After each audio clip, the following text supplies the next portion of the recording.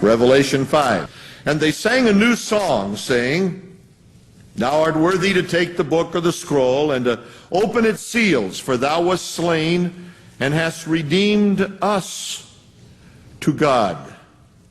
Some of you have texts that say redeemed men.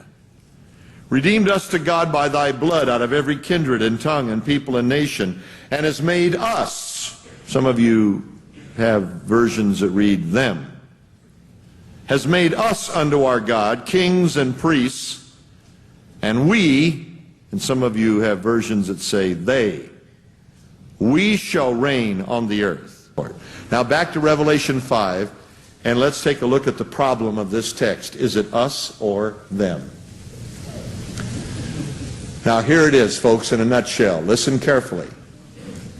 This is going to determine whether you walk out of here believing in the pre-tribulational rapture or whether you believe in a post-tribulational rapture. I'm going to quote one of the greatest scholars on the book of Revelation who is also a post-tribulationist. He says in his book, George Eldon Ladd, Commentary on Revelation, that if in fact it is us, then that group is speaking about their own redemption and must refer to the church, which immediately makes us all pre-tribulational. Because whatever the 24 elders are, they represent a completed group of people. He happens to believe they are angels. I believe they cannot be angels, and it's stated so back in our message in chapter 4. But this is a little bit stronger than you can believe. I decided before I came tonight to go through all of the Bibles I have. Now I got 2 shelves of them in all kinds of translations. And I was amazed how often this particular footnote appears. Most ancient authorities agree that the word is them or they. Even in versions that are King James and support the us in the text, there's a little footnote. I have a King James. It has a footnote. Here's what it says. Most early manuscripts omit us in verse 9 and read them and they instead of us and we in verse 10. One of the leading pre-tribulational teachers in America says in his commentary that beyond a doubt all scholars know that the translation is them and they, not us.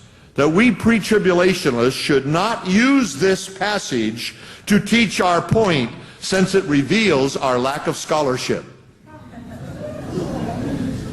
Oh, hey, there are worse statements than that. In various commentaries. Well, you know, I got kind of, you know, inquiring minds want to know. I decided to look into the matter.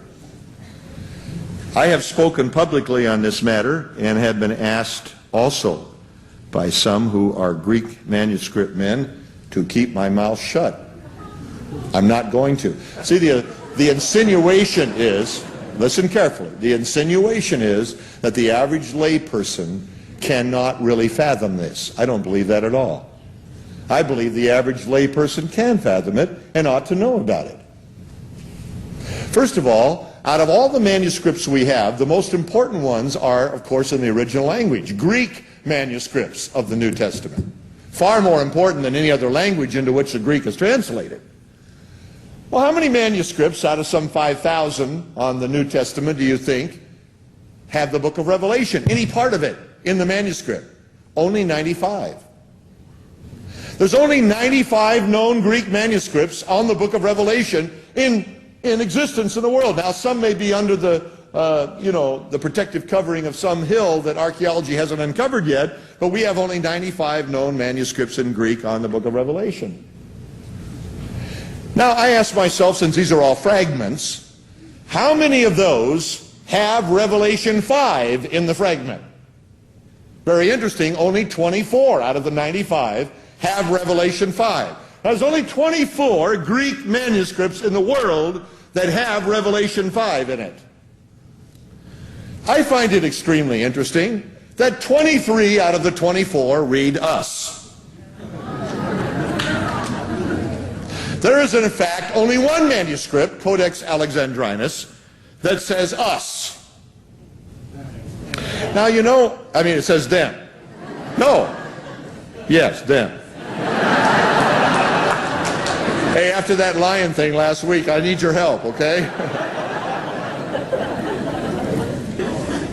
Next project. When the Latin Vulgate was translated, 4th century A.D., Jerome, who translated the Latin Vulgate, became the standard Bible of the Catholic Church for 1,000 years, at least, and some still use it. The Latin Vulgate of Jerome had more Greek manuscripts available to him than we even know exist on this book.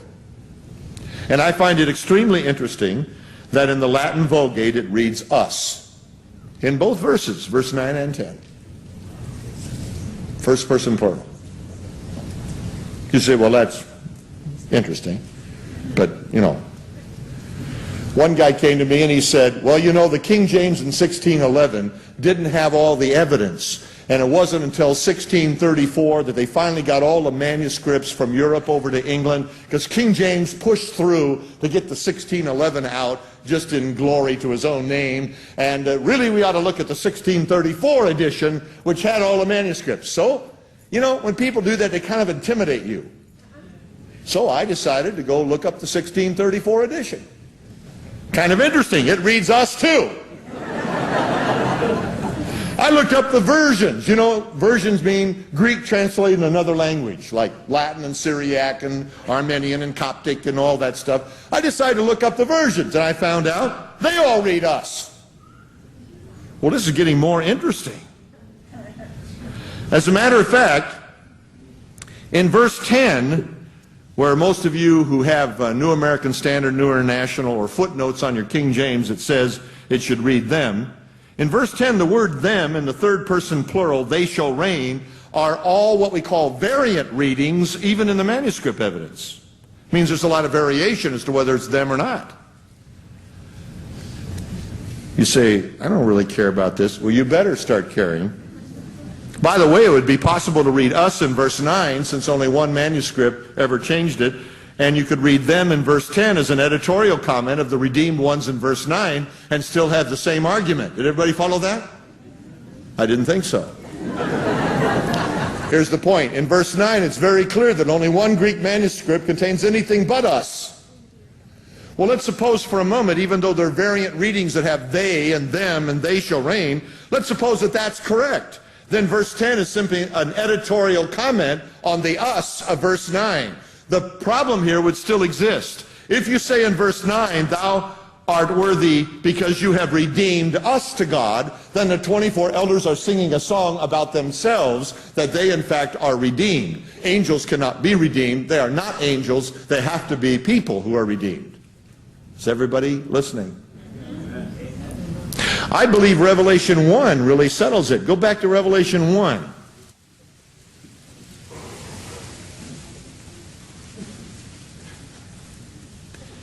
Verse 4 says, John to the 7 churches. Verse 5, from Jesus Christ, in the middle of the verse, unto him that loved. Well, isn't that interesting? He didn't say unto him that loved them and washed them from their sins in his own blood.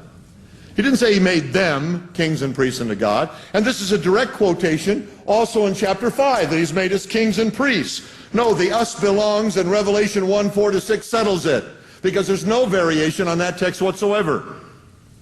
You see, friends, what this means is the 24 elders in heaven, a completed body of people in heaven, are literally redeemed believers. The church of Jesus Christ is in heaven all during the tribulation. It is not on earth.